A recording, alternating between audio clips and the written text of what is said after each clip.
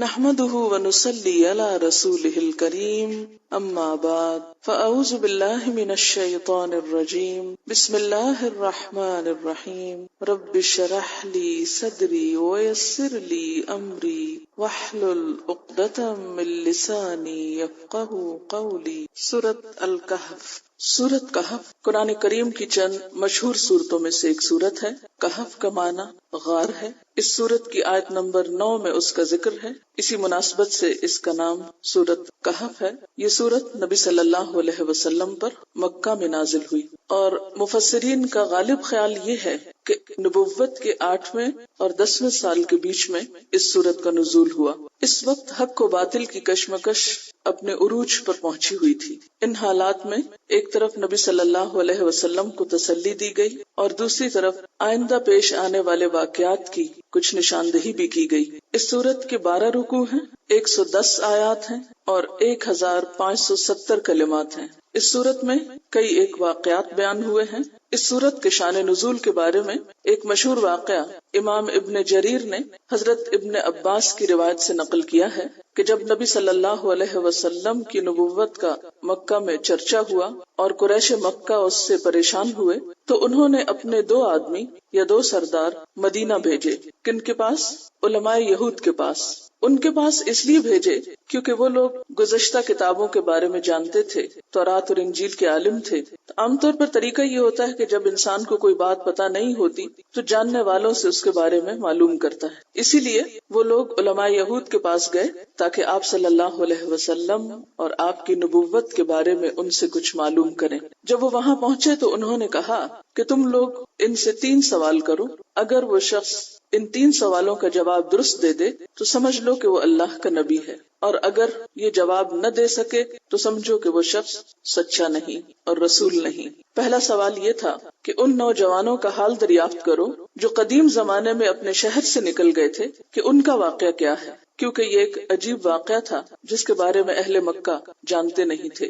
دوسرا، ان سے اس شخص کا حال پوچھو جس نے دنیا کی مشرق و مغرب اور تمام زمین کا سفر کیا، کہ اس کا واقعہ کیا ہے، اشارہ تھا ذوالقرنین کی طرف۔ اور تیسرا سوال روح کے بارے میں کرو کہ روح کیا ہے۔ یہ دونوں قریشی مکہ مکرمہ واپس آئے اور اپنی برادری کے لوگوں سے کہا کہ ہم چند سوالات لے کر آئے ہیں اور اب ہم ان سے پوچھیں گے اور اس پر اس بات کا فیصلہ ہوگا کہ آپ کی نبوت کی حقیقت کیا ہے۔ وہ لوگ آپ کی خدمت میں حاضر ہوئے اور انہوں نے آپ سے یہ سوال کیے تو آپ نے جواب دیا کہ میں کل ان کے جوابات تم کو دے دوں گا، لیکن آپ انشاءاللہ کہنا بھول گئے۔ ہوا یہ کہ 15 دن تک وہی نازل نہ ہوئی۔ اتنے میں آپ کے مخالفین کو آپ کے خلاف بہت باتیں کرنے کا موقع مل گیا، اور وہ اس بات پر خوش ہو رہے تھے جیسے دشمن کسی چیز پر خوش ہو سکتے ہیں کہ وہ اپنی دشمنی میں سچے ہیں کہ آپ ان کے جوابات نہیں دے پا رہے۔ دوسری طرف آپ صلی اللہ علیہ وسلم انتہائی مغموم تھے، بہت پریشان تھے، کیونکہ آپ کو یقین تھا کہ اللہ تعالیٰ غیب سے آپ کی مدد فرمائے گا۔ بہرحال جب وہی نازل ہوئی تو 2 سوالوں کے جواب تفصیل سے دیے گئے اور روح کے بارے میں جواب تفصیل سے نہیں دیا گیا، اور ساتھ ہی اس بات کی آپ کو تلقین کر دی گئی کہ آئندہ جب آپ کسی سے وعدہ کریں تو اس وقت انشاءاللہ ضرور کہیں۔ تو یہ تھا اس سورت کا پس منظر۔ اس سورت میں چند سوالوں کے جواب ہمیں ملتے ہیں۔ اس سورت کی تلاوت کے بارے میں بہت سی روایات میں اس کی فضیلت اور برکت اور فائدہ بھی بتایا گیا ہے۔ ان میں سے ایک روایت جسے صحیح مسلم نے بیان کیا ہے، حضرت ابو الدرداء بیان کرتے ہیں، قال رسول اللہ صلی اللہ علیہ وسلم من حفظ 10 آیات من اول سورة الکہف وفی روایت آخر سورة الکہف عصم من الدجال۔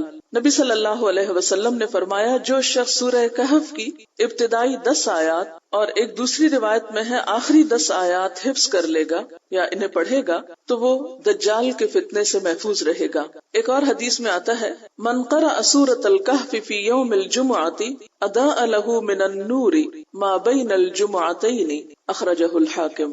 رسول اللہ صلی اللہ علیہ وسلم نے فرمایا، جو شخص جمعے کے دن سورہ کہف کی قرات کر لے تو دوسرے جمعے تک اس کا دل نور سے منور رہے گا، یعنی اس کو ایک خاص نور نصیب ہوگا۔ اسی لیے ہم دیکھتے ہیں کہ جمعے کے دن اس کی تلاوت امت مسلمہ میں ایک عام طریقہ رہی ہے۔ اسی طرح ایک اور روایت میں آتا ہے حضرت عبداللہ بن عمر کی، قال رسول اللہ صلی اللہ علیہ وسلم من قرأ سورة الکہف فی یوم الجمعۃ سطع له نور من تحت قدمه الى عنان السماء يضيء له يوم القيامة وغفر له ما بين الجمعتين۔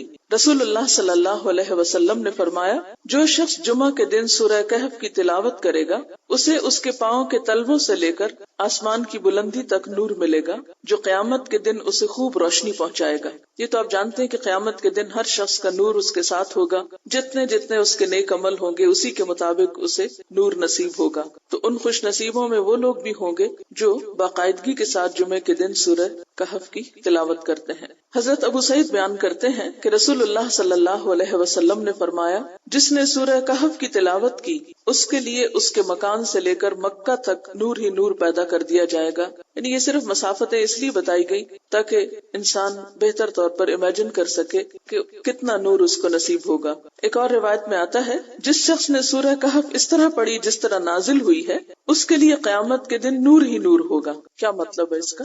یعنی اس کا حق ادا کرتے ہوئے، یعنی حق کے تلاوت ادا کرتے ہوئے۔ حق کے تلاوت کیا ہے؟ ہر حرف کا حق دینا، اور پھر اس کے علاوہ جہاں رکنا چاہیے وہاں روکنا، جہاں مد ہو مد، جہاں شد ہو شد، یعنی تلاوت کے جو آداب ہیں ان کو ملحوظ رکھتے ہوئے۔ بعض اوقات ایسا ہوتا ہے نا کہ ہم تلاوت کر رہے ہوتے ہیں لیکن صرف خانہ پوری کرتے ہیں، اور خصوصاً جب کوئی لمبی صورت پڑھنی ہو تو پھر ہم کیا کریں گے، کچھ حروف کی ادائیگی صحیح نہیں ہوگی، کچھ بیچ میں جسے کہتے ہیں نا کھا گیا۔ اس طرح نہ پڑھا جائے، جہاں عذاب کی آیتیں آئے وہاں پر عذاب سے پناہ مانگی جائے، جہاں جنت کی بات آئے وہاں جنت طلب کی جائے، اور اس میں بڑی بات یہ بھی کہ سمجھا بھی جائے، اس کو سمجھے بغیر تو حق ادا نہیں ہوتا۔ اسی طرح ایک اور روایت میں آتا ہے کہ جس نے جمعہ کے دن سورہ کہف پڑھی تو وہ 8 دنوں تک ہر قسم کے فتنوں سے محفوظ رہے گا، اگر اس عرصے میں دجال بھی آ جائے تو اس کے فتنے سے بھی بچا لیا جائے گا۔ اسی طرح بعض روایات میں 10 دن کے گناہ معاف ہونے کا ذکر بھی ہے۔ پھر اسی طرح ایک اور روایت میں آتا ہے، نبی صلی اللہ علیہ وسلم نے فرمایا، جس گھر میں رات کو سورہ کہف تلاوت کی گئی اس گھر میں اس رات شیطان داخل نہیں ہوتا، یعنی اس سے شیطان کا داخلہ بند ہوتا ہے۔ پھر اسی طرح حضرت براء بن عازب کی روایت ہے کہ ایک دفعہ حضرت اسید بن حضیر رات کے وقت یعنی تہجد میں سورہ کہف پڑھ رہے تھے، تلاوت کر رہے تھے کہ ان کے قریب ان کا گھوڑا 2 رسیوں سے بندھا ہوا تھا کہ اچانک بادل نے اسے ڈھانپ لیا اور وہ بادل مسلسل نزدیک ہوتا جا رہا تھا اور گھوڑا بھاگنے کی کوشش کرنے لگا۔ جب صبح ہوئی تو ان صحابی نے یعنی حضرت اسید نے یہ واقعہ نبی صلی اللہ علیہ وسلم سے بیان کیا تو آپ نے فرمایا، یہ وہ سکینت تھی جو قرآن کی تلاوت کی وجہ سے نازل ہوئی، یعنی سورہ کہف کے پڑھنے سے یہ سکینت نازل ہوئی۔ سکینت کا کیا مطلب ہے؟ اس کے بارے میں حضرت علی فرماتے ہیں کہ سکینہ ایک اڑنے والی روح ہے۔ ایک اور قول ہے کہ یہ اللہ کی رحمت اور سکون قلب ہے۔ بعض علماء کہتے ہیں کہ اس سے مراد اطمینان، وقار یا فرشتوں کا نزول ہے، اور احادیث میں بھی لفظ سکینت آتا ہے کہ جو اللہ کا ذکر کرتے ہیں مل کر ان پر سکینت نازل ہوتی ہے۔ تو یہ سکینت کیا ہے؟ یعنی یہ سکون قلب ہے، اطمینان ہے، اللہ کی رحمت ہے اور فرشتوں کا نازل ہونا ہے۔ تو سورت شروع ہوتی ہے بسم اللہ الرحمن الرحیم، الحمد للہ الذی انزل علی عبدہ الکتاب ولم یجعل لہ عوجا۔ الحمد للہ، سب تعریف اللہ کے لیے ہے، سب شکر اللہ کے لیے ہے۔ الذی انزل علی عبدہ الکتاب، جس نے اپنے بندے پر کتاب نازل کی یعنی قرآن۔ کیسی کتاب؟ ولم یجعل لہ عوجا، اور نہیں بنائی اس کے لیے کوئی ٹیڑھ، یعنی اس کتاب میں کوئی کجی، کوئی عیب اور کوئی ٹیڑھ نہیں رکھی۔ اب دیکھ رہے ہیں کہ سورت کی ابتدا الحمدللہ سے ہو رہی ہے۔ قرآن پاک کی ابتدا بھی اس سے ہوتی ہے اور سورت الکہف کی بھی۔ قرآن حکیم میں 38 بار الحمدللہ کا لفظ آتا ہے اور 5 سورتوں کی ابتدا اس لفظ سے ہوتی ہے۔ الحمدللہ اگرچہ اللہ تعالیٰ کی تعریف کا کلمہ ہے، بہت بابرکت، بہت پاکیزہ اور بہترین کلمہ ہے، لیکن اسے حدیث میں سب سے افضل دعا بھی کہا گیا ہے۔ یعنی الحمدللہ جس میں ہم مانگتے نہیں ہیں کچھ، لیکن الحمدللہ کہنا ایسا ہے جیسا کوئی شخص کوئی دعا مانگ رہا ہو، اور صرف دعا ہی نہ مانگ رہا ہو بلکہ افضل ترین دعا مانگ رہا ہو۔ اور کہنے میں کیا ہے؟ اللہ تیرا شکر ہے، سب تعریف اللہ کے لیے ہے۔ نبی صلی اللہ علیہ وسلم نے الحمدللہ الذی لم یتخذ ولدا کی جو آیت ہے اس کو عزت والی آیت قرار دیا ہے، اور ہم دیکھتے ہیں کہ دن میں کئی دفعہ ہم لفظ الحمدللہ استعمال کرتے ہیں۔ الحمد جہاں اللہ تعالیٰ کے شکر کی بات ہے وہاں نعمتوں کی حفاظت کا ذریعہ بھی ہے۔ جب کوئی بندہ الحمدللہ کہتا ہے تو اس سے اس کی نعمتوں کی حفاظت ہوتی ہے۔ حضرت ابو ہریرہ رضی اللہ تعالیٰ عنہ فرماتے ہیں کہ ایک دن میں رسول اللہ صلی اللہ علیہ وسلم کے ہمراہ اس حالت میں باہر نکلا کہ آپ کا ہاتھ مبارک میرے ہاتھ میں تھا اور میرا ہاتھ آپ کے ہاتھ میں تھا۔ آپ کا گزر ایک شکستہ حال اور پریشان شخص کے پاس سے ہوا، یعنی بہت ہی تکلیف میں تھا وہ شخص۔ آپ نے اس سے پوچھا کہ کیا بات ہے، کیوں پریشان؟ اس نے عرض کیا، اے اللہ کے رسول صلی اللہ علیہ وسلم، بیماری ہے، تنگ دستی ہے، اس کی وجہ سے یہ حال ہو گیا ہے۔ اب دیکھیں کہ بیماری بذات خود بھی ایک تکلیف دہ چیز ہے، اور کہاں یہ کہ اس پر انسان کے پاس علاج کے پیسے بھی نہ ہوں، تو پھر حال کیا ہو سکتا ہے۔ تو آپ صلی اللہ علیہ وسلم نے فرمایا، کیا میں تجھے ایسے کلمات نہ بتاؤں جن کے پڑھنے سے تیری بیماری اور تنگ دستی دور ہو جائے گی؟ تو اس نے عرض کی، علمنی یا رسول اللہ، کہ اے اللہ کے رسول صلی اللہ علیہ وسلم، مجھے ضرور وہ کلمات آپ سکھا دیجئے۔ تو آپ نے فرمایا کہ یہ دعا پڑھا کرو، توکلت علی الحی الذی لا یموت، الحمد للہ الذی لم یتخذ ولدا ولم یکن له شریک فی الملک ولم یکن له ولی من الذل وکبرہ تکبیرا۔ ترجمہ کیا ہے؟ میرا بھروسہ اس ذات پر ہے جو زندہ ہے، اسے کبھی موت نہیں آئے گی، تمام تعریفیں اسی اللہ تعالیٰ کے لیے ہیں جس نے کسی کو اپنا بیٹا نہیں بنایا، اس کی بادشاہی میں نہ کوئی شریک ہے اور نہ کوئی عاجزی کی وجہ سے اس کا مددگار ہے، اور اس کی خوب بڑائی بیان کرو، وَكَبِّرْهُ تَكْبِيرًا۔ اس شخص نے اس وظیفے کو یا اس ذکر کو اپنا معمول بنا لیا۔ تو کہتے ہیں کہ اس شخص کی بیماری جاتی رہی، غربت جاتی رہی، اور اس کی بجائے اس کو خوشحالی نصیب ہوئی۔ اور حضرت ابو ہریرہ رضی اللہ تعالیٰ عنہ جو تھے وہ بھی سن رہے تھے اس کلمے کو، تو انہوں نے بھی سن کر اس کو پڑھنا شروع کر دیا۔ تو جب آپ صلی اللہ علیہ وسلم نے ان سے پوچھا کہ تمہارا حال بہت اچھا ہو رہا ہے، تو کہنے لگے کہ لم ازل اقول الکلمات التی علمتنی، کہ میں مسلسل وہ کلمات پڑھتا ہوں جو آپ نے مجھ کو سکھائے ہیں۔ تو سورۃ کہف کے شروع میں بھی الحمدللہ کے الفاظ بیان ہوئے ہیں، الحمدللہ الذی انزل علی عبدہ الکتاب۔ ویسے تو بات یہ ہے کہ اللہ تعالیٰ کی تعریف ہر نعمت پر، اس کے ہر احسان پر، انسان اگر سارا دن بھی اس کی تعریف کرتا رہے، شکر ادا کرتا رہے، تو اس کا حق ادا نہیں ہو سکتا۔ لیکن خاص طور پر جس نعمت پہ شکر ادا کرنے کی ضرورت ہے وہ کیا ہے کہ اس نے ہمارے لیے یہ کتاب بھیجی جس کے ذریعے ہمیں سیدھا راستہ ملا۔ تو الحمدللہ الذی انزل علی عبدہ الکتاب، سب تعریف اللہ کے لیے ہے کہ جس نے اپنے بندے پر الکتاب نازل کی، اور کیسی ہے وہ کتاب؟ وَلَمْ يَجْعَلْ لَهُ عِوَجًا، کہ جس میں کوئی عیب نہیں، کوئی ٹیڑھ نہیں، جو کچھ ہے سب درست ہے، قیماً، درست کرنے والی ہے، سیدھی ہے۔ قیم کا لفظ جو ہے یہ فاعل ہے، اور درست کرنے والے کے لیے، یعنی جو کسی کا حال درست کر دے۔ عام زبان میں مینیجر کے لیے بھی یہ لفظ استعمال ہوتا ہے، یعنی جو تمام چیزوں کو مینیج کر کے کسی بھی ادارے کا یا کسی بھی آرگنائزیشن کا حال درست کرے تو اس کو بھی قیم بولتے ہیں، یعنی اس کو قائم رکھنے والا۔ جیسے کسی عمارت میں پلر ہوتے ہیں تو اسی طرح قیم، قائم رکھنے والی، سیدھا کرنے والی، اور ایک معنی استقامت پر رکھنے والی۔ قیم کا معنی قائم ہے، لیکن مراد ہے مستقیماً، بندوں کی تمام مصلحتوں کی حفاظت کرنے والی۔ قرآن پاک کی ایک صفت یہاں کیا بیان ہوئی ہے کہ اس میں کوئی ٹیڑھ نہیں، کوئی عیب نہیں، اور دوسری صفت کیا بیان ہوئی ہے کہ اس کے اندر عیب ہونا تو دور کی بات، ٹیڑھ ہونا تو دور کی بات، یہ تو ٹیڑھوں کو بھی سیدھا کر دیتی۔ اور جیسا کہ آپ جانتے ہیں کہ پچھلی کتابوں کے اندر لوگوں نے طرح طرح کی موشگافیاں کر کے، خود ساختہ اس کی تفسیریں کر کے اس میں بہت سی چیزوں میں اضافہ کر دیا تھا، اور اس سے ان کے دین کے اندر انحراف پیدا ہو گیا، وہ سیدھی راہ پہ چلنے کی بجائے بھٹک گئے۔ تو اس کتاب نے آ کر ان تمام انحرافات کو، ان گمراہیوں کو ختم کیا اور ایک بالکل سیدھی راہ قائم کی۔ یعنی یہ کتاب خود بھی قائم ہے اور دوسروں کو بھی حق پر قائم رکھنے والی ہے، خود بھی کامل ہے اور دوسروں کے اندر بھی کمال پیدا کرنے والی ہے. جو شخص بھی اس کے ساتھ صحیح معنوں میں تعلق رکھے گا پھر اسے حق پر استقامت نصیب ہوگی، اسے سیدھا راستہ ملے گا. قیمن، یہ قرآن پاک کی صفت ہے. نمبر 1 تو یہ بتایا گیا لم یجعل لہ عوجا، اس میں کوئی کجی نہیں. اور دوسری یہ بتائی گئی قیم ہے. قیم کا لفظی معنی کیا ہوگا؟ قائم رکھنے والی، ٹھیک ہے نا. قیوم اور قیم ایک ہی روٹ سے ہیں، اور قوام یہ سب ایک ہی روٹ کے لفظ ہیں. چونکہ اس میں حرف علت آ رہا ہے اس لیے شیپس بدل جاتی ہیں تو پتہ نہیں چلتا، ورنہ ان سب کا روٹ ایک ہی ہے. قوام، قیم، قیوم یہ سب قرآن پاک میں استعمال ہوئے. قیم قائم رکھنے والا، جیسے کسی ادارے میں قیم کا عہدہ کس کے لیے ہوتا ہے؟ عام طور پر مینیجر کے لیے، کہ اس کے انتظام کو قائم رکھنے والا. لیکن یہ ایک عام زبان کا لفظ ہے، اس کو قرآن کی تفسیر میں نہیں آپ استعمال کر سکتے، یہ تو عام مفہوم سمجھانے کے لیے بات کی گئی ہے. قیم کا ایک معنی مستقیم ہے، ٹھیک ہے، اور استقامت دینے والی، درست کرنے والی. تو قرآن پاک پڑھنے کا فائدہ کیا ہوگا؟ آپ کو کیا کچھ نصیب ہوگا، کیا کچھ حاصل ہوگا؟ پچھلی آیت میں عوج آیا، عوج کے فوراً بعد قیم آیا. تو عوج کیا ہے؟ ٹیڑھا پن. اور قیم کیا ہے؟ اس ٹیڑھے پن کو ٹھیک کرنا. مثلاً آپ کسی بھی چیز کو دیکھتے ہیں کہ وہ ٹیڑھی ہو گئی ہے، تو جو ایک سمجھدار انسان ہے یا ایک سینسیبل انسان ہے وہ کیا کرے گا؟ اس کو ٹھیک کرے گا، ٹھیک کرنے کی کوشش کرے گا. تو پچھلی کتابوں میں جو تحریفات ہوئی، لوگوں نے اس کی خود ساختہ تشریحات کی، تو اس کتاب نے آ کر کیا کیا؟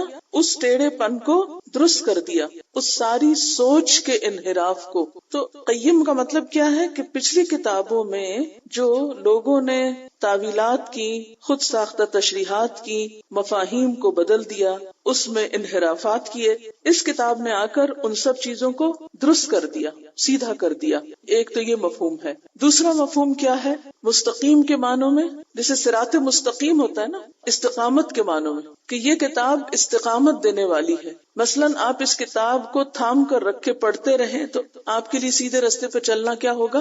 آسان ہوگا. اور اگر آپ اس کو چھوڑ دیں تو آپ میں بھی کجی آ جائے گی. قرآن پاک کی یہ صفت یہیں پر آئی ہے نا، کہیں اور نہیں آئی. خود بھی درست ہے، یعنی مستقیم ہے. قیم کا معنی جب مستقیم کریں گے تو اس کا مطلب ہے کہ یہ کتاب بالکل درست ہے. لم یجعل لہ عوجا قیما، اس میں کوئی ٹیڑھ نہیں، یعنی بالکل درست ہے. یہ معنی ایک تو بنا. اور دوسرا یہ ہے کہ جس انسان کے اندر کوئی کجی ہو، اس کی عادتوں میں، اخلاق میں، اس کو بھی یہ سیدھا کرنے والی. گویا دوسرے لفظوں میں خود بھی کامل ہے اور دوسروں کے اندر کمال پیدا کرنے والی ہے. میں اس کو کس طرح لیتی ہوں اور کس لیے آئی ہے یہ کتاب؟ لِيُنذِرَ بَأْسًا شَدِيدًا، تاکہ خبردار کرے سخت سزا سے. لِيُنذِرَ، تاکہ وہ خبردار کرے.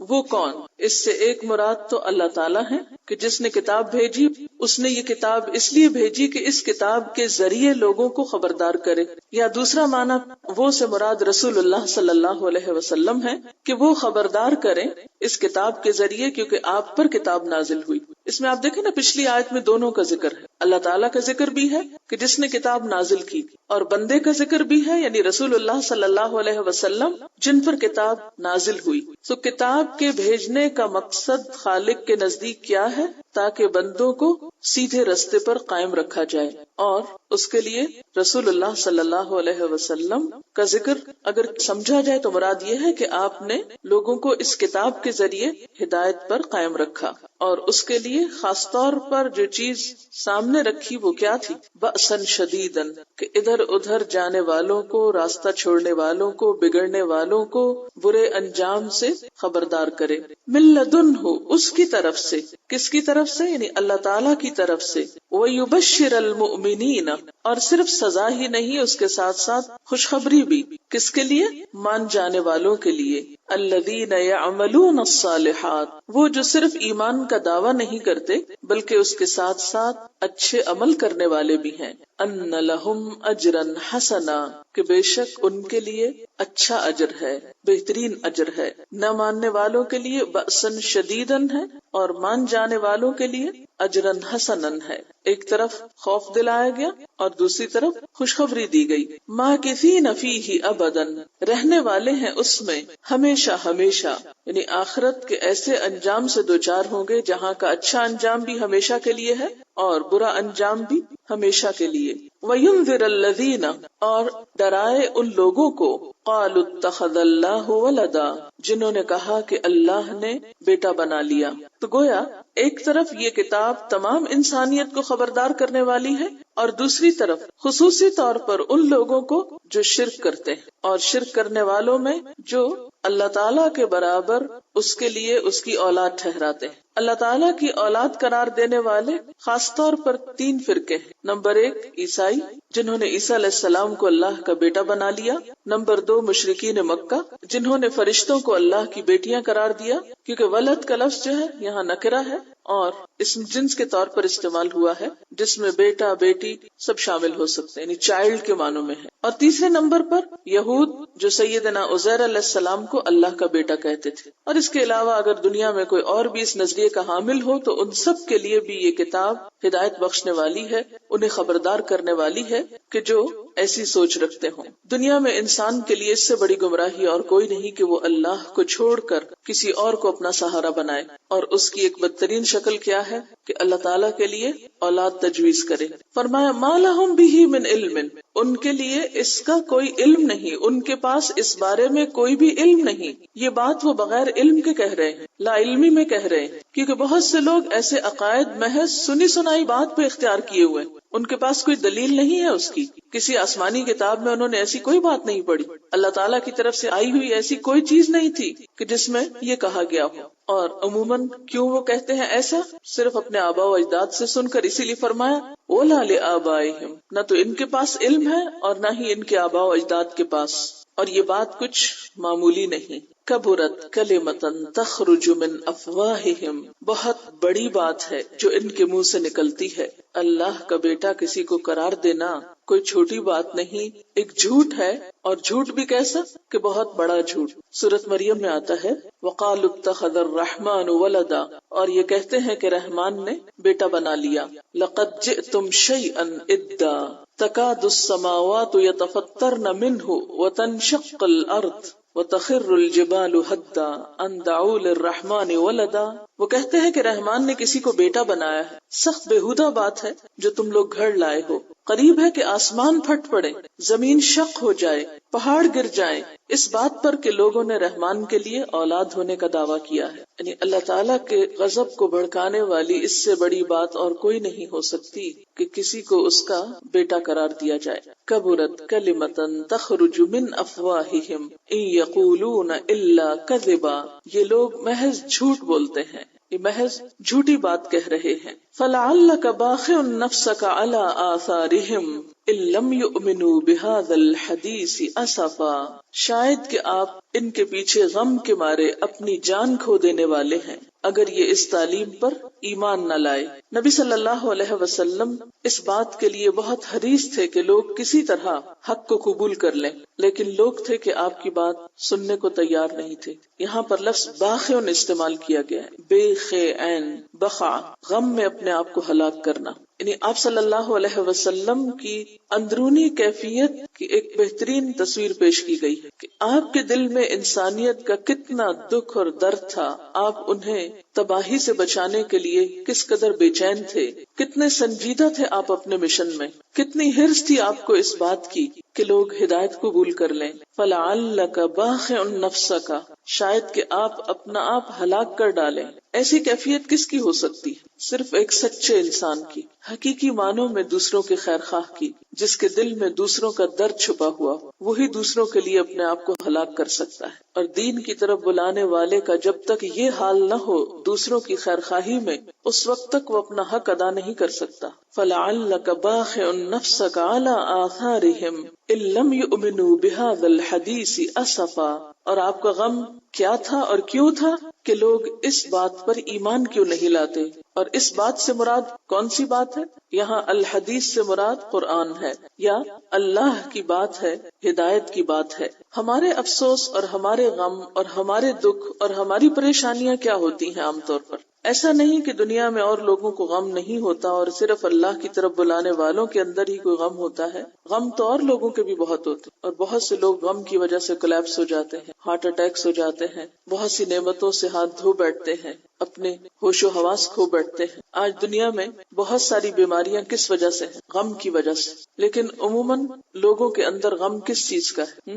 چلیے لوگوں کو مت دیکھیے، اپنا آپ پرکھیے، کوئی غم آپ کے اندر تو نہیں؟ جو بھی غم ہے صرف اپنی ذات ذات یا اپنے متعلقین سے ہے اس سے ریلیٹڈ ہے. مثلاً کیا کیا غم ہوتا ہے؟ بچوں کی تعلیم کا غم، بچوں کی شادی کا غم، اپنے دنیا سے جانے کے بعد پیچھے ان کا کیا حال ہوگا اس بات کا غم، مال کے جانے کا غم، جوانی جانے کا غم، لوگوں کی بے رخی کا غم. لیکن وہ بے رخی دین کے لیے نہیں، اپنی ذات کے لیے. کبھی روئے ہیں آپ؟ کبھی نہیں روئے. کبھی آپ کے آنسو نکلے تو سوچا کریں کیوں نکل رہے ہیں، کس چیز کا غم ہے جو آپ کو رلا رہا ہے. دنیا کے چھوٹے چھوٹے نقصانات کا غم، آخرت کا غم ہمیں شاید ہی کبھی رلائے، اور لوگوں کے ہدایت پر آنے کا غم کہ یہ آ کیوں نہیں رہے، یہ تو شاید کوئی غموں میں غم ہی نہیں. پھر ہم میں اور حضور صلی اللہ علیہ وسلم کے اسوہ حسنہ میں کتنا بڑا فرق ہے. آپ دیکھیے کہ غم ایک ایسی چیز ہے نا کہ جو انسان کے اوپر چھا جاتی ہے اور پھر اس کی صلاحیتوں کو مفلوج کر کے رکھ دیتی ہے. غم کا لفظ غمامہ سے ہے نا، غمامہ بادل کو کہتے ہیں. جب بادل ہوتے ہیں تو سورج جیسی طاقتور چیز بھی چھپ جاتی، اوپر سے سورج چھپتا ہے اور نیچے زمین پر اور بہت سی چیزیں چھپ جاتی. دن کی روشنی میں بھی بادلوں کے آنے سے کیا سین ہو جاتا ہے، ہر چیز میں اندھیرا اندھیرا اندھیرا، نہ پتہ چلتا ہے سویر ہے، نہ پتہ چلتا ہے شام ہے، نہ اوقات کا پتہ چلتا ہے، نہ کسی اور چیز کا پتہ چلتا ہے، ہر چیز دھندلی ہو جاتی. تو بالکل اسی طرح جس شخص کے دل پر کسی بھی چیز کا غم ہوتا ہے وہ اس کی باقی زندگی کو دھندلا کر دیتا ہے. نہ اس کا کھانے میں دل لگتا ہے، نہ اس کو نیند آتی ہے، نہ اس کو کسی کی خوشی اچھی لگتی، نہ ہی وہ کسی چیز کو انجوائے کر سکتا ہے کیونکہ اس کا دل غمگین ہے، دکھی ہے. لیکن ایسی کیفیات ہماری زندگی میں بہت دفعہ ہوتی ہیں ہم پر. اگر آپ اپنی پچھلی زندگی کے ایسے تمام واقعات کو سوچیں اور ان کی ایک فہرست بنائیں کہ کن کن مواقع پر غم مجھ پر چھا گیا، تو آپ دیکھیں گے کہ وہ غم جو نبی صلی اللہ علیہ وسلم کو لاحق تھا اور اتنا شدید تھا کہ آپ کی جان جانے کا خطرہ تھا، یعنی غم بعضوں کا جان لے لیتا ہے، تو وہ غم کچھ اور تھا اور ہمارے غم کچھ اور ہوتے ہیں. دنیا کے چھوٹے چھوٹے غم اسی وقت جاتے ہیں جب انسان کو یہ بڑا غم لگ جاتا ہے. تو چھوٹی چھوٹی چیزوں کا غم غم نہیں رہتا. فرمایا کہ فَلَعَلَّكَ بَاخِعٌ نَفْسَكَ عَلَىٰ آثَارِهِمْ إِن لَّمْ يُؤْمِنُوا بِهَٰذَا الْحَدِيثِ أَسَفًا. اتنا افسوس، اتنا غم کہ دن رات ایک ہی سوچ ہے، اللہ کی مخلوق بأسن شدیدن سے کیسے بچے. ہم بھی بہت اللہ کے دین کو پھیلانے کے دعوے کرتے ہیں اور بہت سی باتیں کرتے ہیں، لیکن کیا ہمارے دل میں بھی لوگوں کا غم اتنا ہے، لوگوں کی خیر خواہی ایسی ہے کہ ان کے غم ہم پال لیں؟ ان کا بھٹکنا، ان کا راہ ہدایت سے دور جانا ہمیں پریشان کرتا ہو. سوچئے کہ ہمارے لیے خوشی کے مواقع کون سے ہوتے ہیں اور غم کے مواقع کون سے ہوتے ہیں. باقی ان کا کیا معنی ہے؟ غم میں ہلاک کرنا، دوسروں کے پیچھے خود کو ہلاک کرنا. اور یہاں کیا مراد ہے کہ دوسروں کے غم میں آپ اپنے آپ کو ہلاک کر دینے والے. یوں لگتا ہے کہ دوسروں کے غم میں آپ خود کو گھلا دیں گے، خود کو ہلاک کر ڈالیں گے. اور وجہ کیا ہے اس غم کی؟ إِن لَّمْ يُؤْمِنُوا بِهَٰذَا الْحَدِيثِ أَسَفًا. سخت قسم کا افسوس اس بات پر کہ لوگ اس کتاب کو مانتے کیوں نہیں. آج بھی آپ دیکھیں کہ بہت سے لوگ اس کتاب پر زبان سے تو ایمان رکھتے ہیں لیکن حقیقت میں تو اس کے احکامات نہیں مان رہے، بلکہ سراسر کھلم کھلا خلاف ورزی کر رہے ہوتے ہیں اپنی عملی زندگی میں اس کتاب کی. ان سب کو دیکھ کر ہمارے دل میں کیا آتا ہے؟ نفرت یا غم، دکھ؟ کیا چیز آتی ہے؟ ہمارے احساسات کیا ہوتے ہیں؟ یہ اس کیفیت کا ذکر ہے جو دوسروں کے غلط کاریوں پر ایک اللہ کی طرف بلانے والے کے دل میں پیدا ہوتی ہے. ہم بھی قرآن پڑھ رہے ہیں نا، اور ہمارے سامنے بھی حقیقتیں واضح ہو رہی ہیں اور ہمیں پتہ چل رہا ہے اچھا کیا ہے، برا کیا ہے، اور ہمیں بھی اس بات کا شوق آ رہا ہے کہ ہم اس وراثت کا حق ادا کریں جو انبیاء کا ورثہ ہے کہ خیر کی بات آگے لوگوں تک پہنچائیں. تو جب ہمیں کوئی اچھی بات پتہ چل جاتی ہے اور ہم اس پر شوق سے عمل بھی کرنے لگتے ہیں اور ہم دیکھتے ہیں کہ ہمارے آس پاس لوگ وہ نہیں کر رہے، تو انہیں دیکھ کر ہمارا طرز عمل کیا ہوتا ہے، ہمارے احساسات کیا ہوتے ہیں اور کیا ہونے چاہیے. مثلا نمبر 1 کہ ان کا بنے گا کیا، ان کا بنے گا کیا. ظاہر غلط کام کر رہے ہیں تو غلط ہی نتیجہ نکلے گا نا. یہ تو نہیں ہو سکتا کہ کوئی شخص چغلی کر رہا ہو، غیبت کر رہا ہو، دوسروں کے ساتھ بدزبانی کر رہا ہو اور وہ اس کے بدلے میں جنت میں چلا جائے. یہ تو نہیں ہو سکتا نا. جب آپ دیکھتے ہیں کہ کوئی شخص انتہائی غلط کام کر رہا ہے کسی بھی قسم کا، بدزبانی کے علاوہ، کیونکہ بدزبانی نظر آ جاتی ہے نا، کہیں غلط کام نظر نہیں آتے، اس لیے میں نے اس کی مثال دی. تو ہمیں دیکھ کر کیا محسوس ہوتا ہے؟ کیا افسوس ہوتا ہے، اسفا یا نفرت ہوتی ہے، کتنے خراب لوگ ہیں، کتنے گمراہ لوگ ہیں، یا خوش ہوتے ہیں اچھا ہے جائیں جائیں جہنم میں، ہم اکیلے ہی جنت میں جائیں گے، یا یہ کہ اپنی نیکی بہت کھل کے نظر آنے لگتی ہے کہ شکر ہے ہم تو بڑے نیک ہیں، اور دوسروں کو آپ لک ڈاؤن کرنے لگتے ہیں، حقارت کے جذبات ہوتے ہیں، یا یہ کہ غصہ آتا ہے۔ میرا سوال آپ سے یہ ہے، لکھیے، سوال یہ ہے کہ کسی کو غلط کام کرتے دیکھ کر میری کیفیت کیا ہوتی ہے، میرے جذبات کیا ہوتے ہیں، میرے احساسات کیا ہوتے ہیں، نفرت کے، غصے کے، حقارت کے، افسوس کے، خیر خواہی کے، ان میں سے ٹھیک پر نشان لگائیے اور باقیوں کو کراس کر دیجیے، کیونکہ یہاں پر آ رہا ہے نا کہ الا آثارہم، ان کے آثار پر، مراد اس سے ہے ان کی روش پر یا ان کے پیچھے، آثار اثر کی جمع ہے نا، نشان کو کہتے ہیں، یعنی جو کچھ ان کے کاموں کا نشان لگ رہا ہے یا جو کچھ ان کے عمل کے اثرات معاشرے پر مرتب ہو رہے ہیں، کہ آپ کہیں جا رہے ہیں اور کسی کو آپ نے غلط کام کرتے ہوئے دیکھا، مثلا کوئی کوڑا پھینک رہا ہے گلی میں، دوسروں کے لیے اذیت ہے بہت، آپ صلی اللہ علیہ وسلم نے رستوں میں کوڑا پھینکنے والوں کے اوپر لعنت فرمائی ہے۔ اب اس میں یہ ہے کہ ابتدا میں جب آپ کسی کو دیکھتے ہیں کوئی غلط کام کرتے ہوئے تو آپ کو پریشانی ہوتی ہے کہ یہ غلط ہو رہا ہے، پھر ہمدردی بھی آتی ہے، لیکن نبی صلی اللہ علیہ وسلم صرف پریشان نہیں ہوتے تھے، صرف ان کو ہمدردی نہیں ہوتی تھی، ان کا مقام کیا تھا کہ وہ تڑپتے تھے، دوسروں کے غلط کاموں پر، دوسروں کے گناہوں پر تڑپتے تھے۔ میرا سوال آپ سے یہ ہے کہ کیا ہمارے دل میں دوسروں کی غلطیوں پر تڑپ آئی ہے کہ نہیں آئی؟ آپ دیکھیں نا کہ اس فیلنگ کے بعد آپ کا ایک عمل شروع ہوتا ہے، آپ کا عمل اس احساس پر مبنی ہوتا ہے۔ مثلا اگر آپ کو کسی سے ہمدردی ہے تو آپ بیٹھے نہیں رہیں گے، اگر آپ کسی بات پہ پریشان ہیں، کسی کے کسی حرکت پہ پریشان ہیں، تو بھی آپ کا ایک عمل ضرور ہوگا اس پر، یعنی اس ایکشن کا ایک ری ایکشن آپ کے اندر آئے گا۔ اور جو کچھ ہم تبلیغ کے میدان میں کرتے ہیں وہ دراصل ری ایکشن ہے ہمارا، کس کے خلاف؟ معاشرے کی خرابیوں کے خلاف، یعنی تبلیغ اور اصلاح کا کام جو ہے یا دین کی تعلیم کا کام دراصل ایک ری ایکشن ہے۔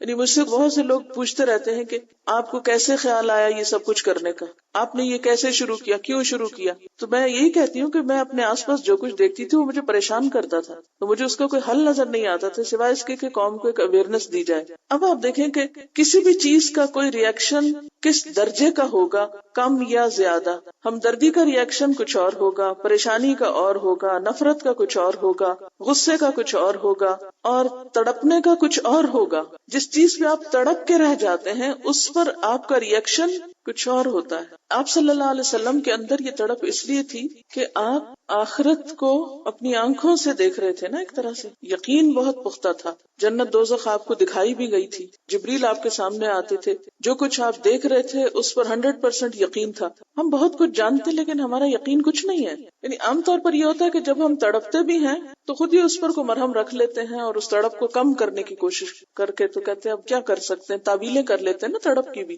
بعض اوقات ایٹ ٹائمز تڑپ پیدا ہوتی ہے لیکن تعویلیں کر لیتے ہیں، مجبوریاں ہیں، کیا کریں، بس اللہ مالک غفور رحیم ہے، سب کا ٹھیک ہو جائے گا۔ لیکن ہماری وہ تڑپ کسی پازیٹیو ایکٹیویٹی میں نہیں بدلتی، نتیجہ کیا ہوتا ہے کہ ہم جہاں کھڑے ہیں وہیں رہ جاتے ہیں۔ عموماً یہ ہوتا ہے کہ جب ہم کسی میں خرابی دیکھتے ہیں تو کرٹیسائز کرنا اپنا فرض سمجھتے ہیں، یہ اتنے باغی ہیں، سرکش ہیں، یہ خرابی وہ خرابی، لیکن اس سے آگے ہماری کوئی صلاحیت کام نہیں کرتی کہ پھر ہمیں کرنا کیا ہے۔ اس طرف نہیں ہماری سوچ کا رخ مڑتا کہ ہمیں پھر کرنا کیا ہے۔ اللہ کا باقی ان کی بات ہوئی کہ اپنی عملی زندگی میں ہم اس معاملے میں کس طرح کوتاہی کا شکار ہیں۔ داعی دین ہونے کے ناطے خصوصاً اور امت مسلمہ کا فرد ہونے کی حیثیت سے بالعموم ہمیں اپنے اندر پیغمبرانہ صفت فلا اللہ کا باقی النفس کا پیدا کرنے کی ضرورت ہے، لیکن ہم دیکھتے ہیں کہ اس کام میں عملی اور کلی طور پر قدم رکھنے کے باوجود بہت سی روزمرہ زندگی کی بے ترتیبیوں کو دیکھنے پر ہمارے دل میں اس مشکل میں مبتلا شخص کے لیے خاطر خواہ ہمدردی اور خیرخواہی کے جذبات پیدا نہیں ہوتے۔ جب جذبہ بھی کبھی نہ ہو تو اصلاح کے لیے کوئی موٹیویشن پیدا نہیں ہوتی۔ یعنی یہ جذبہ کیسے پیدا کیا جائے نا، یہ کیسے ٹیسٹ کریں گے ہم کہ ہمارے اندر دوسروں کی فکر ہے یا نہیں؟ تو اس کے لیے کچھ سوال ہیں۔ اپنی نمازیں صحیح وقت پر پڑھنے کے ساتھ دوسروں کی نمازوں کی کتنی فکر ہوتی؟ آپ کے گھر کے افراد یا ساتھی فجر کے بابرکت وقت میں سو رہے ہوں تو ان کو دیکھ کر دل میں کتنی تڑپ ہوتی؟ اور پھر وہ تڑپ ان کی خیرخواہی کے ساتھ ان کی اصلاح کے لیے کس طرح بدلتی. کسی کو فضول فالتو باتیں کرتے ہوئے، بے وجہ کہکے لگاتے ہوئے دیکھ کر کیا محسوس ہوتا ہے؟ کسی کی غیبت ہو رہی ہو تو کرنے اور سننے والے کے لیے کیا جذبات پیدا ہوتے ہیں؟ فلا اللہ کا باقی اور نفس کا اعلیٰ آثارہم دوسروں کی خیرخواہی میں تڑپ کا اعلیٰ ترین درجہ ہے. جس طرح کسی بھی اعلیٰ مقام تک پہنچنے کے لیے سلسلہ وار مراحل درکار ہوتے ہیں اور متعین مقام درجہ یا صفت کے حصول کے لیے باقاعدہ اور شعوری کوشش کی جاتی ہے، جس دنیا میں بھی کو درجہ پانے کے لیے سٹیپ بائی سٹیپ آگے بڑھتے ہیں، اسی طرح خیرخواہی اور فکر کا یہ درجہ پانے کے لیے بھی مسلسل کوششوں کا سلسلہ درکار ہے، اور اس سے منسلک بہت سی دوسری چیزوں کی اصلاح اور درستگی کی ضرورت ہوتی ہے. مثلا نماز میں عین جائے نماز پہ کھڑے ہو کر کامل خشوع و خضوع کی توقع اس وقت تک بے سود ہے جب تک کسی نے نماز کے دیگر ارکان اور شرائط کا خیال نہ رکھا ہو. مثلا وضو اچھی طرح نہ کیا ہو تو نماز میں خشوع کیسے آ سکتی؟ بالفرض اگر کسی نے نماز کے سب تقاضے تو پورے کر لیے لیکن دل میں اس ہستی کی عظمت و جلال کا احساس نہیں کیا جس کے حضور وہ حاضر ہونے جا رہا ہے، اس کا دل دنیا ہی کی فکروں میں ہے، یا نماز شروع ہونے تک غفلت کی کیفیت ہے اور ہنسی مذاق ہو رہا ہے، تو بھی مطلوبہ چیز حاصل نہیں ہو سکتی، وہ معراج نصیب نہیں ہو سکتی. اسی طرح داعی دین اعلیٰ ترین مطلوبہ صفت فلا اللہ کا باخر نفس کا اس میں اس وقت تک پیدا نہیں ہو سکتی جب تک کہ اللہ کے بندوں سے حقیقی خیرخواہی نہ ہو. یہ خیرخواہی کوئی سطحی چیز نہیں ہوتی اور نہ ہی فی الفور خود پہ طاری کی جا سکتی ہے، یعنی جلدی سے ہم کہیں کہ اب ہم اپنے اندر ڈال لیں، بلکہ یہ دل کا وہ احساس ہے جو سچی محبت سے پیدا ہوتا ہے. مومن بننے کے لیے بھی ضروری ہے کہ باہم محبت کی جائے، اور محبت کا جذبہ اپنے اندر پیدا کرنے کے لیے اللہ تعالیٰ سے دعا اور کوشش ضروری ہے. حضور صلی اللہ علیہ وسلم نے ہمیں محبت کا راز بھی بتا دیا، آپس میں کثرت سے سلام کرنا، اور سلام بھی صرف الفاظ نہیں، دوسرے شخص کو بار بار یہ پیغام دینا ہے کہ وہ آپ کی طرف سے ہر طرح کے امن اور سلامتی میں ہے، ہر شر سے محفوظ ہے. یوں ایک چھوٹا سا عمل پنپتے پنپتے داعی دین کے اندر اعلیٰ ترین خوبی فلا اللہ کا باقی نفسہ کا پیدا کرنے کا سبب بن جاتا ہے. یعنی بڑا درجہ اسی وقت حاصل ہوگا جب چھوٹے چھوٹے سٹیپس لیں گے، اگر چھوٹے کام نہیں ہوں گے تو بڑے درجے تک نہیں پہنچ سکے. اس بات کے فوراً بعد فرمایا انا جعلنا ما علی الارض زینۃ لہا لنبلوہم ایہم احسن عملا، بے شک ہم نے جو کچھ زمین پر ہے اسے زمین کی زیبائش بنا دیا، یعنی جو بھی نباتات ہیں، حیوانات ہیں، پہاڑ ہیں، معدنیات ہیں، انسان ہیں، جن کی وجہ سے زمین پر ایک خاص حسن ہے، خوبصورتی ہے، یہ سب کچھ کیا ہے؟ دراصل زمین کی رونق. یہ سب ہم نے کیوں بنایا؟ لنبلوہم، کہ ہم ان کی آزمائش کریں. کس بات کی آزمائش؟ ایہم احسن عملا، کہ ان میں سے اچھے کام کون کرتا ہے، ان میں اچھے عمل کس کے. اب آپ دیکھیے کہ ایک طرف پیغمبر کا غم ہے اور ایک طرف عام لوگوں کے غم ہے. عام لوگوں کے غم دنیا کی رونقوں سے متعلق ہوتے ہیں، دنیا کی زینت اور دنیا میں پائی جانے والی چیزوں سے متعلق ہوتے ہیں. فرمایا کہ یہ چیزیں غم کرنے کے لیے نہیں تھی، یہ سب تو دنیا کی رونق تھی. یہ مختلف زمینیں، یہ مختلف علاقے، یہ مختلف خوبصورت چیزیں، یہ سب کیا ہے؟ دنیا کا ایک وقتی حسن ہے. انسان کے لیے یہ نعمتیں پیدا کی گئی ہیں تاکہ انسان ان کو استعمال کرے، نہ کہ ان کے غم میں اپنے آپ کو گھلا دے اور اپنے آپ کو استعمال کر لے. انسان ان چیزوں کا غم پالنے کے لیے نہیں آیا، وہ تو ایک امتحان کے لیے بھیجا گیا ہے. لنبلوہم ایہم احسن عملا، کہ ہم ان کو آزما کر دیکھیں کہ ان میں اچھے کام کون کرتا ہے. وَإِنَّا لَجَاعِلُونَ مَا عَلَيْهَا سَعِيدًا جُرُزًا، اور بے شک ہم البتہ بنانے والے ہیں جو بھی اس پر ہے، یعنی زمین کے اوپر جو کچھ ہے اس سب کو کر دینے والے ہیں کیا؟ سعیدن جرزا.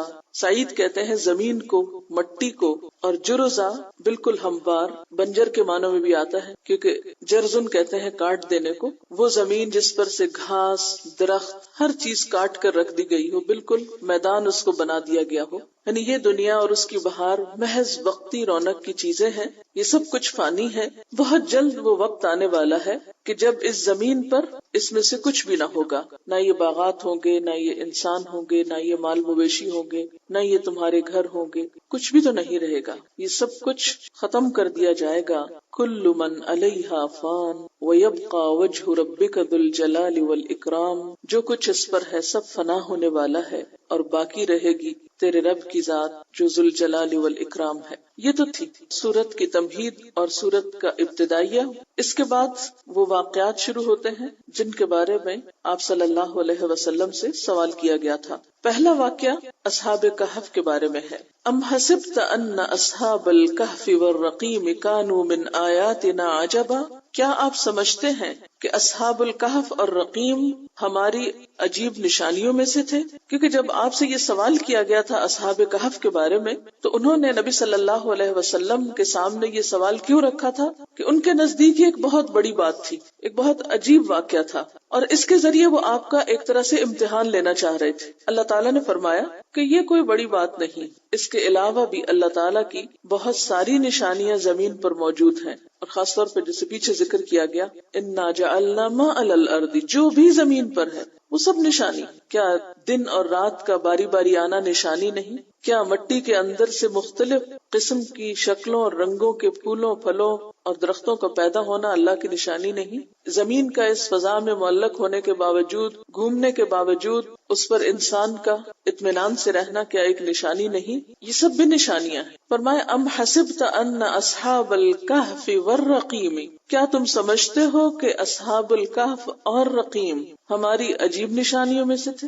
نہیں، کوئی بہت عجیب نہیں، اللہ کی تو ساری نشانیاں ہی عجیب ہیں، جو کوئی ان میں غور کرے اور ان کو پرکھے اس کے عجائبات ہر چیز میں نظر آتے ہیں۔ اب یہاں پر آپ دیکھ رہے ہیں کہ لفظ آ رہا ہے اصحاب الکہف، پھر آ رہا ہے والرقیم۔ سوال یہ پیدا ہوتا ہے کہ اصحاب الکہف اور اصحاب الرقیم کیا یہ دو مختلف لوگ تھے یا ایک ہی گروہ کی طرف اشارہ؟ ان دونوں لفظوں میں کیا ایک ہی خاص چیز کی طرف اشارہ ہے یا دو مختلف چیزوں کی طرف اشارہ ہے؟ اس کے بارے میں علماء کا اختلاف ہوا ہے۔ بعض کے نزدیک یہ دونوں ایک ہی ہیں، اصحاب الکہف اور اصحاب الرقیم ایک ہی ہیں، اور بعض کے نزدیک اصحاب الکہف اور ہیں اور اصحاب الرقیم اور ہیں۔ جیسے کہ آپ جانتے ہیں کہ کہف کا معنی تو غار ہوتا ہے، اور وہ غار جو پہاڑ میں ہوتا ہے، لیکن رقیم کا کیا معنی ہے؟ رقیم کے مفہوم میں کئی قول پائے جاتے ہیں۔ رقیم کا ایک معنی یہ کیا گیا کہ یہ رقم سے مشتق ہے، رے قاف میم رقم۔ رقم کا معنی ہوتا ہے لکھنا، یہ جو ہمارے اردو میں کہتے ہیں نا کتنی رقم ہے، تو اس کو بھی اس لیے کہا جاتا ہے کہ عموماً رقم لکھی جاتی، مالی لین دین لکھ کر کیا جاتا ہے۔ تو رقیم بمعنی مرقوم یعنی لکھی ہوئی چیز، اور اس سے مراد پھر لوگوں نے کیا لیا کہ وہ کتبہ جس پر اصحاب کہف کے نام لکھے ہوئے تھے۔ عبداللہ بن عباس کہتے ہیں کہ رقیم اس وادی کا نام تھا جس میں اصحاب کہف کا غار تھا۔ کعب احبار کہتے ہیں کہ رقیم اس بستی کا نام ہے جہاں سے اصحاب کہف برآمد ہوئے تھے۔ بعض کہتے ہیں کہ رقیم اس پہاڑ کا نام تھا جس میں اصحاب کہف کا غار تھا۔ بعض کے خیال میں اصحاب کہف کے کتے کا نام بھی رقیم تھا، اور بعض کے خیال میں رقیم سے مراد وہ کتبہ تھا یا تختی تھی جس پر اصحاب کہف کے کوائف لکھ کر غار کے منہ پہ لگا دیے گئے تھے۔ تو ان اقوال سے کیا پتہ چلتا ہے کہ اصحاب الکہف ہی دراصل اصحاب الرقیم تھے۔ لیکن بخاری میں ایک روایت آتی ہے حضرت نعمان بن بشیر سے، جس سے یہ پتہ چلتا ہے کہ غار والے اور رقیم والے الگ الگ لوگ تھے۔ چونکہ دونوں ہی غار میں گئے تھے، دونوں کا تعلق ہی غار سے تھا، اس لیے دونوں کو یہاں پر اکٹھا ذکر کیا گیا۔ اور ویسے بھی آپ دیکھتے ہیں کہ قدیم زمانے میں لوگ غاروں میں رہتے تھے، پھر جب ترقی کی انسان نے تو غاروں کی بجائے اپنے ہاتھ سے گھر بنائے۔ کئی ایک واقعات ایسے ملتے ہیں کہ جس میں لوگ، یہ واقعہ جس کا قرآن میں ذکر ہے یہ ایک نہیں، اس طرح کے کئی ایک واقعات تفسیر کی کتابوں میں روایت کیے گئے کہ بعد کے زمانوں میں لوگوں نے جب اس بات کی تلاش شروع کی کہ وہ غار کہاں ہے اور وہ لوگ کون تھے، تو ایک نہیں کئی مقامات کے بارے میں یہ پتا چلا جس کی طرف یہ نسبت کی گئی کہ اس غار میں پائے جانے والے لوگ یا اس غار میں پائی جانے والی لاشیں دراصل ان لوگوں کی ہیں جن کا ذکر قرآن پاک میں کیا گیا ہے، لیکن حقیقت اللہ تعالیٰ ہی بہتر جانتا ہے۔ اگر یہ کہا جائے کہ اصحاب الرقیم مختلف تھے تو پھر وہ کون تھے؟ تو حضرت نعمان بن بشیر کی روایت میں جو اصحاب الرقیم کا معنی بتایا گیا ہے وہ ان 3 لوگوں کی طرف اشارہ ہے اس میں جو ایک غار میں بند ہو گئے تھے۔ طبرانی میں حضرت عقبہ بن عامر کی حدیث میں آتا ہے کہ وہ بنی اسرائیل میں سے تھے، اپنے اہل و عیال کے لیے روزی کمانے کی غرض سے گھر سے نکلے اور راستے میں شدید بارش ہوئی تو انہوں نے غار میں پناہ لی، اتنے میں ایک پتھر لڑھک کر اوپر سے آیا اور غار کا منہ بند ہو گیا۔ تو انہوں نے باہر نکلنے کے لیے اللہ تعالیٰ سے دعا کی اور اپنی اپنی نیکیوں کا واسطہ یا وسیلہ دیا، جس کے نتیجے میں ان کی دعا قبول ہوئی اور وہ پتھر اللہ کے حکم سے ہٹ گیا۔ تو یہ واقعہ بھی ایک بہت عجیب و غریب واقعہ تھا، اللہ کی نشانیوں میں سے ایک نشانی تھا۔ تو اس لیے یہ بات کہی گئی ہے کہ تم اصحاب الکہف کی بات کرتے ہو، اصحاب الرقیم کا واقعہ بھی اللہ کی نشانیوں میں سے ایک تھا، اگر یہ دوسرا معنی لیا جائے. بات سمجھ میں آئی؟ کیا اصحاب الکہف اور الرقیم ایک ہی لوگ ہیں؟ ان دونوں میں ایک ہی گروہ کی طرف اشارہ ہے، یہ دو مختلف ہیں؟ اس کی دو تفسیریں کی گئی ہیں. ایک تو یہ کہ اصحاب الکہف اور الرقیم دراصل ایک ہی گروہ، اور دوسرے میں دونوں مختلف ہیں. اصحاب الکہف تو وہ ہیں جن کے مخصوص واقعے کی نسبت سے یہ سورت کا نام بھی کہف ہے، اور الرقیم سے مراد وہ 3 لوگ ہیں جو غار میں پھنس گئے تھے، جنہوں نے اللہ تعالیٰ سے خاص دعا کی اور ان کی دعا سنی گئی. بہرحال یہاں پر اب اصحاب الکہف کا واقعہ بیان کیا جا رہا ہے. اگر دوسری تفسیر لی جائے تو اصحاب الرقیم کا نہیں. کیا واقعہ ہے اصحاب الکہف کا؟ اذ اول الفتیۃ الی الکہف، جب ٹھکانہ پکڑا، جب پناہ لی چند نوجوانوں نے. کہاں؟ الی الکہف، غار کی طرف. یہ چند نوجوان کون تھے اور انہوں نے یہ ٹھکانہ کیوں پکڑا تھا؟ ان کے بارے میں آتا ہے کہ یہ دراصل اس واقعے کی تاریخی حیثیت کے بارے میں بھی بہت سی آراء پائی جاتی ہے کہ یہ واقعہ کب وقوع پذیر ہوا، لیکن عموماً لوگوں نے اس کو بادشاہ دقیانوس کی طرف منسوب کیا ہے کہ اس کے دور میں یہ واقعہ پیش آیا، جو ایک رومی بادشاہ تھا. شاید اسی کی طرف نسبت کرتے ہوئے پرانی چیزوں کو دقیانوسی کہتے ہیں. کہتے ہیں کہ یہ بادشاہ بہت متعصب تھا، اپنے مذہب پہ بہت سختی سے کاربند تھا اور لوگوں کو بھی اسی مذہب پر قائم رکھنا چاہتا تھا. اور جس کسی کے بارے میں اس کو یہ پتا چلتا کہ وہ بادشاہ کا دین چھوڑ کر کوئی اور دین اختیار کر رہا ہے، اس کی وہ جان کے پیچھے پڑ جاتا، پکڑ دکڑ کرتا، ان کو سزائیں دیتا. تو اس نے ملک میں ہر طرف جاسوس پھیلا رکھے تھے کہ جو اس کو آ کر خبر دیتے کہ کون اس کے دین سے انحراف کر رہا ہے. تو ہوا یہ کہ چند لوگوں نے بادشاہ کے دین کو، جو کہ شرک کا دین تھا یا ایک مشرکانہ طریقہ زندگی تھا، اس کو چھوڑ کر توحید کا راستہ اختیار کیا. جو ہی بادشاہ کو خبر ہوئی تو اس نے ان لوگوں کو پکڑوایا، اپنے سامنے بلایا اور کافی نصیحت کی، دھمکیاں بھی دی اور پھر کچھ دن کے لیے مہلت دی. اب اسی کی طرف یہاں اشارہ ہے کہ اس اول فتیۃ الی الکہف. اب ہوا یہ کہ بادشاہ کے دربار میں ان لوگوں نے اس کی بات ماننے کی بجائے توحید کی بات کو برسر عام پیش کیا. بادشاہ نے ان کو تھوڑی مہلت دی، لیکن ساتھ ہی کہا کہ اگر تم باز نہ آئے تو تمہیں ختم کر دیا جائے گا. تو انہوں نے کہا کہ ہم اپنا ایمان بھی بچانا چاہتے ہیں اور جان بھی بچانا چاہتے ہیں. تو اس لیے انہوں نے مل کر مشورہ یہ کیا کہ ہم سب ایک غار میں جا کے چھپ جاتے ہیں. کہا جاتا ہے کہ غار میں جب یہ پہنچے تو وہاں پر انہوں نے خوب رو رو کر اللہ تعالیٰ سے دعائیں کی، اور خاص طور پر یہ دعا جو قرآن نے یہاں پر ذکر کی ہے، فَقَالُوا رَبَّنَا آتِنَا مِن لَّدُنْكَ رَحْمَةً. یہ کہنے لگے اے ہمارے رب، ہمیں اپنے پاس سے رحمت عطا کر، وَهَيِّئْ لَنَا مِنْ أَمْرِنَا رَشَدًا، اور ہمارا معاملہ ہمارے لیے درست کر دے.